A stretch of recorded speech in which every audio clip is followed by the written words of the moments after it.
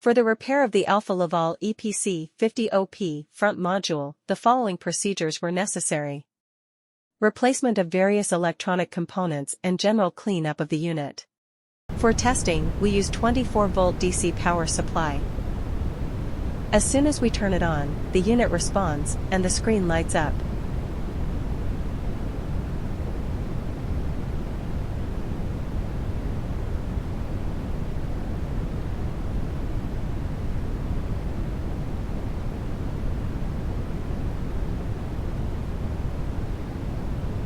The error message is due to the absence of additional units.